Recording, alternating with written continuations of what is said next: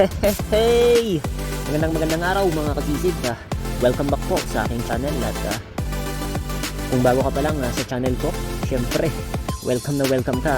Kaya kung magustuhan mo ang video na to, huwag kalimutang mag-subscribe, i-like o i-share.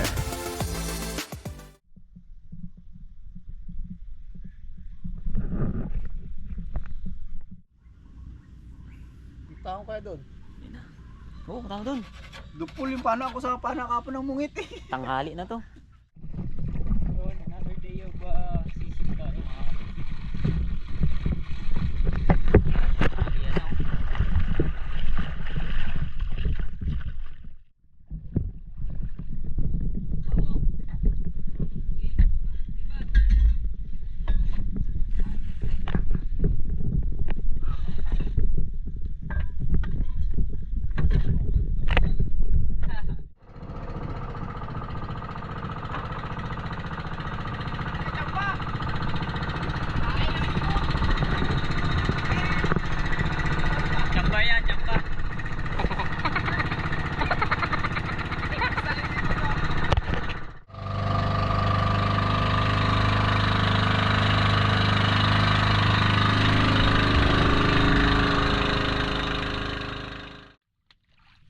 Yun mga kasisig, dito na kami sa spot. Ganun pa rin, kami pa rin apat. bis na. Prepare na kami dahil tagal ng biyahe, alos mga 1 oras din bago nakarating dito. Let's go. Tanghali na. Sana makadali tayo. Kahapon ay nakadali tayo. Ngayon dadali ulit.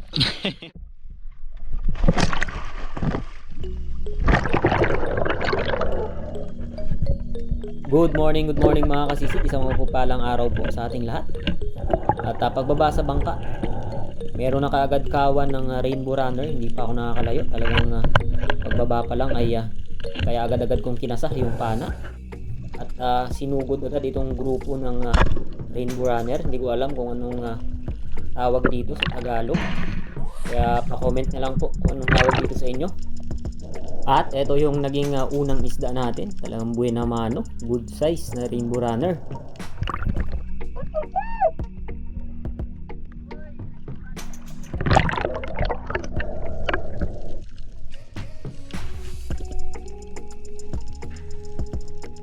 Next dive mga kasisid, isang lapu-lapu naman o coral trout yung pinana natin dito. Napakaamo.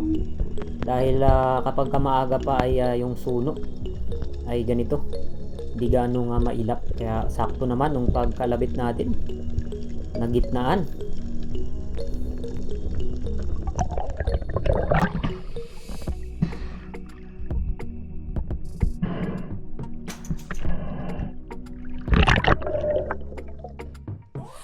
At sumunod na sisid mga kasisid, ito maraming isda, mga kulay itim.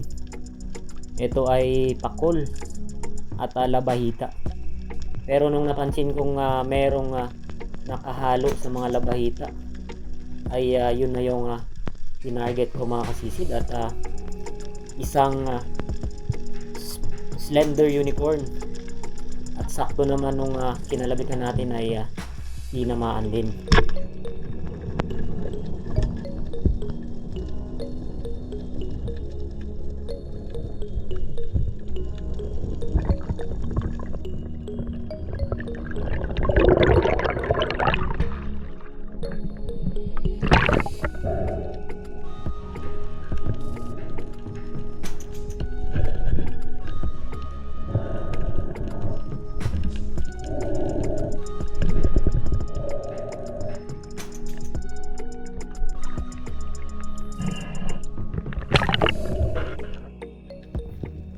Next dive mga kasisid, meron ako nakitang mga slick unicorn o ibang species ng unicorn ito.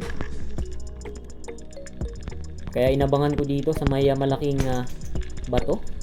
At sakto namang dali-daling lumapit sa akin at pagkalabit, ayun, tinamaan. Ito yung pangalawang suran natin sa araw na to mga kasisid.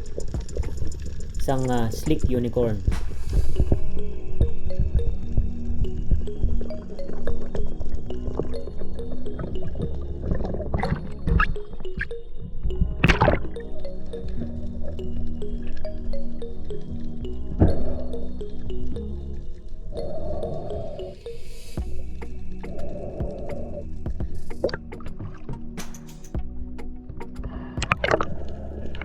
At isang suran yung pumasok dito sa may malaking bato na to mga kasisid, kaya sinilip ko.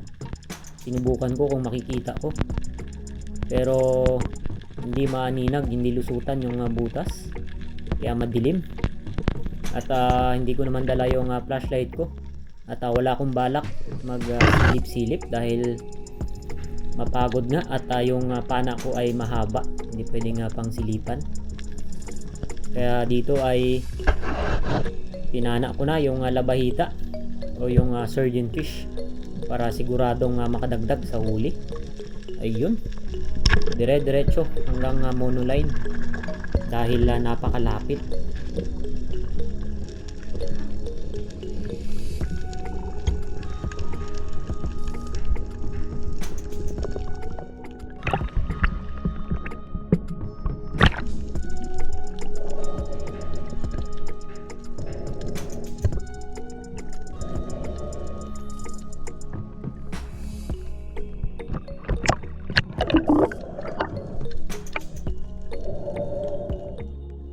Next dive, nagulat ako.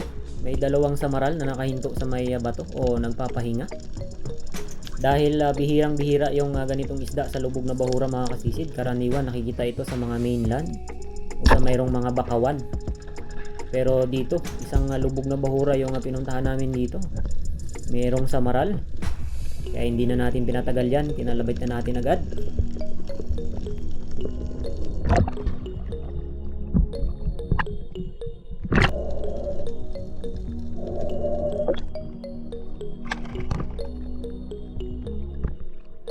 At hindi pa ako nakakalayo, meron na namang rabbit fish o samaral na 2 piraso ulit na naka-stay lang dito sa may batong ito o sa ilalim ng tanggapa. Kaya dahan-dahan kong binaba. At anong malapit na ako biglang umalis at dahan-dahang lumayo. Inabangan ko kung saan lalabas mga kasisid at sakto naman nung paglabas niya sa kabila ay tinamaan yung nasa likod. Pero pahabol lang natira. At yung pagkakatama ay eto. Tingnan nyo mga kasisid.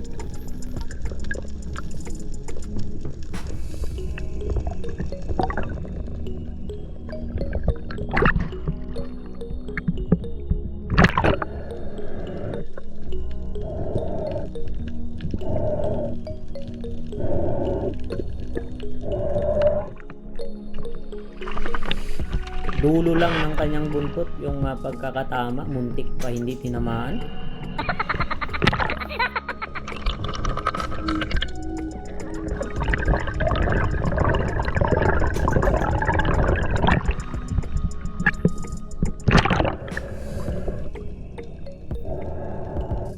After ng ilang oras na pagsisid mga kasisid ay yung tali. Naramdaman kong nagkikiskisan kaya nilapitan ko. Ayun, naggumon mga kasisid ay ang hirap pa naman itong tanggalin dahil tinuhog ko lang yung isda sa tali at meron palang buhay na isda na lumikot o lumangoy ng lumangoy kaya yung tali nabuhol. Pero pinabayaan lang natin yan dahil maubusan tayo ng oras. Doon na lang natin mamaya tatanggalin sa bangka. At sumunod na sisid, eto meron ako nakitang coral trout, nakatingin lang sa akin. Kaya hindi na ako nagtubiling kalabitan nito. At saktong pagkalabit mga kasisid, ayun. Sapul na sapul.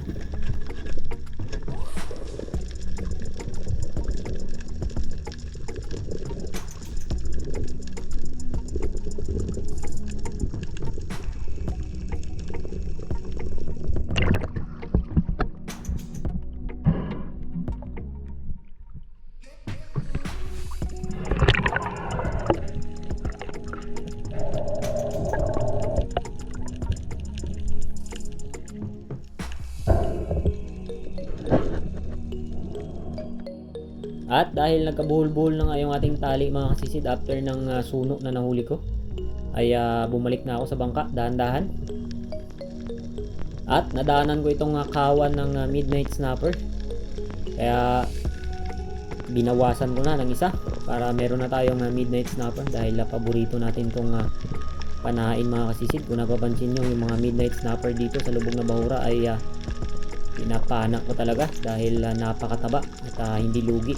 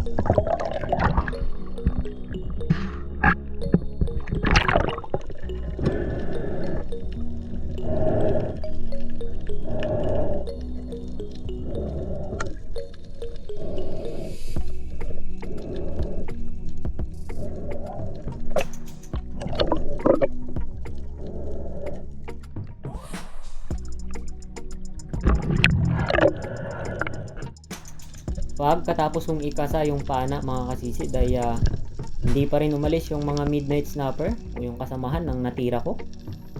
Kaya binaba natin ulit at subukan kung makakabawas tayo ulit ng isa.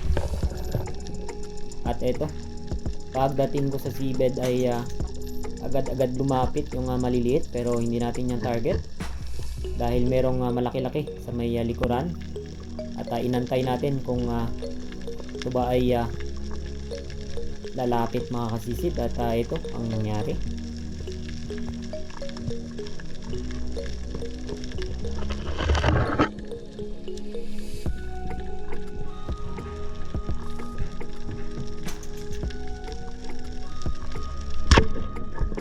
Sa pool mga kasisid pagkalabit natin, talagang gitnang gitna. At medyo sumabit pa sa may tanggaba pero hindi natin yan pinilit hilain para hindi tayo makasira ng corals.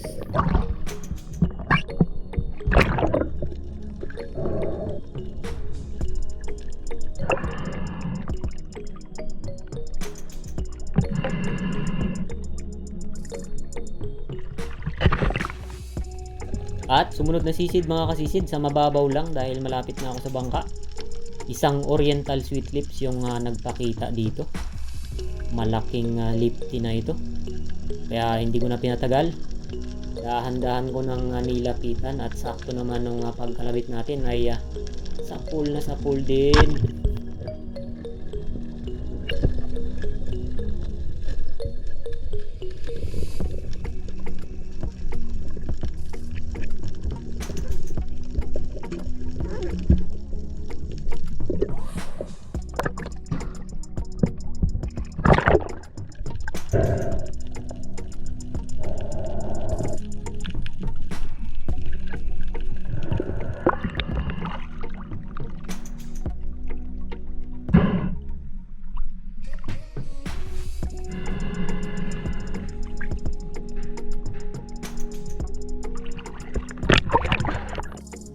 Napakaraming isda pang mapapana dito sa spot na to mga kasisid.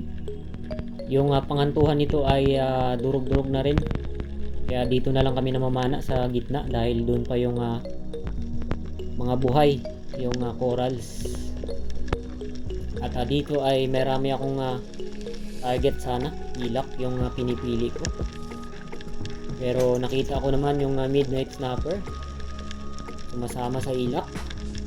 Kaya hindi ko na pinansin yung ilak mga kasisid.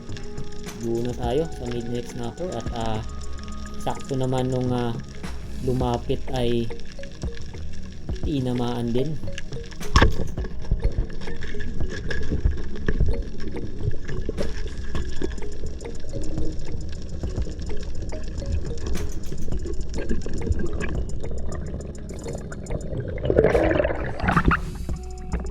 Pero yung pagkakatama mga kasisid ay malapit na, malaslas, umakabitaw. Buti na lang nakuha natin agad.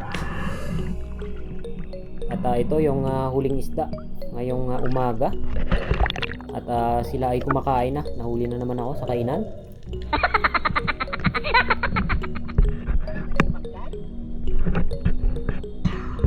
Bago daw.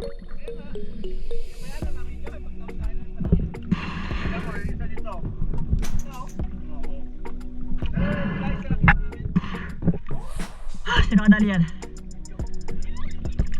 Nagdaan yan to banda sa akin. Doon ako kanina. May ilap pa sila kanina yung umaga pa. Diyan pala yung isda oh, mga midnight snapper.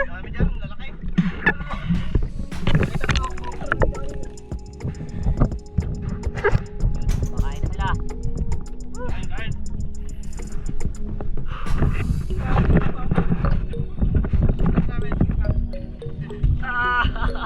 Mas malaki ata yan sa akin kahapon ah.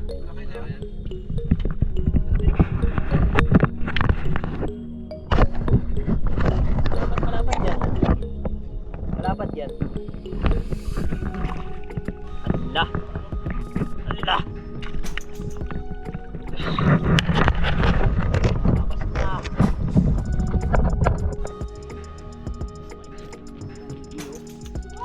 Let's eat muna dahil... Wala, sana pinagdala mo ng pala kila dudong yan.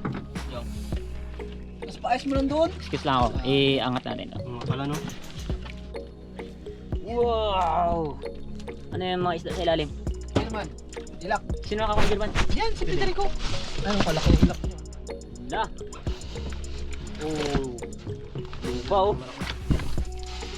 Lupa! Ito oh. Kuha ko to. At pagkatapos namin kumain mga kasisid, pahinga-pahinga lang ng konti ay balik ulit sa pagsisid dahil maraming isda.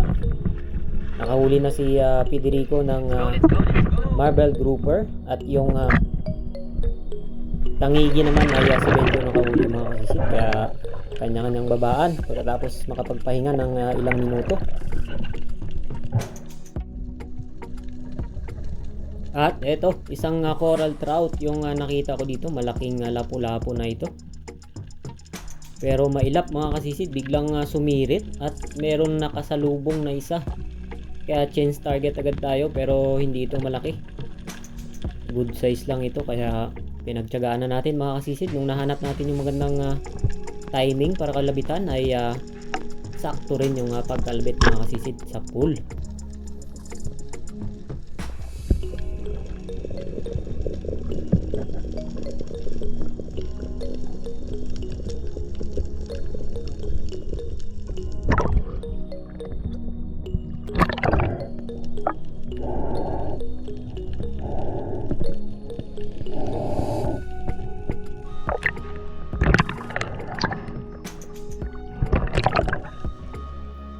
Next dive mga kasisid, inabangan ko yung kawan ng longnose emperor. Malalaking longnose emperor na sana. Kaya lang mailap, ayaw lumapit.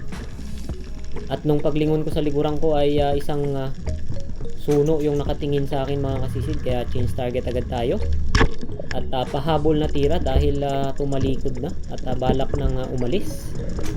At buti na lang inaabot pa rin mga kasisid.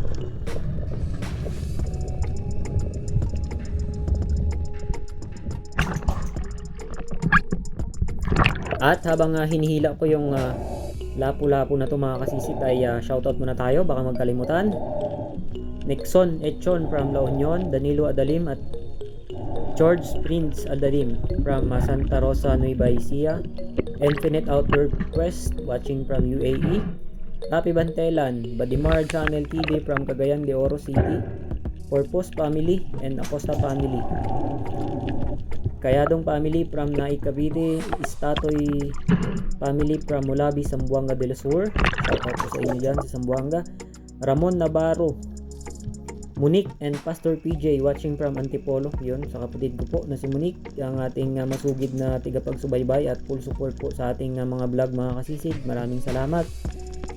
Juben Madriaga from Baguio City, Eric Principe, Romualdo Dunan Jr. from Talakag, Bukidnon, J. Ward Libara from Berong, Quezon, Palawan. Ito yung pinuntahan natin nakaraan doon sa Berong mga kasisid ay talagang masugid din nating tigapagsubaybay. Maraming salamat sa iyo bro. Soliano Family from San Narciso, Quezon Province, Oliver Balyao, Limuel Perez at sa asawa niya from Ilocos Norte, shoutout po sa inyo. Jason Nairi from Baybay City, Leyte, at Dianes de la Cruz from Naik Cavite. Ayun, Maraming salamat po sa patuloy na suporta. Kung hindi dahil sa inyo ay wala tayo ngayon dito. At kayo lang po yung nagsisilbing inspirasyon natin mga kasisid. Minsan nawawala na tayo ng gana at nawawala ng pag-asa. Buti na lang nandyan kayo na palaging nakasuporta mga kasisid. Maraming salamat. God bless us all. At yung huling kalabit natin mga kasisid, isang tangigi o king mackerel. Napakalaking tangigi na sana ito. Full speed na yung sipa ko rin dito, pero hindi pa ako makalapit ng gusto hanggang sa nabiti na tayo ng hininga. At kinalabitan na natin ng kahit alanganin. Hindi pa rin talaga umabot mga kasisid. Malayo pa, sayang.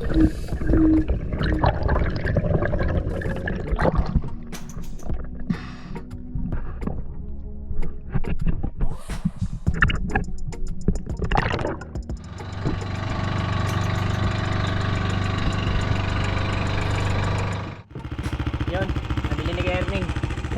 Thank you po. Yun, shoutout kay Kuya Erneng na bumili ng isda. Talagang pinili niya yung matataba mga kasisid. 3 midnight snapper yung binili niya. At yung natira ay dinala ko dito sa Talipapa para yung benta ay pamasahin natin pa uwi. Maraming salamat sa nakasama ko dito sa Nara, Loloy, Benjo at Pidirigo. Hanggang dito na lang. Maraming salamat. God bless us all. Stay tuned for the next episode mga kasisid.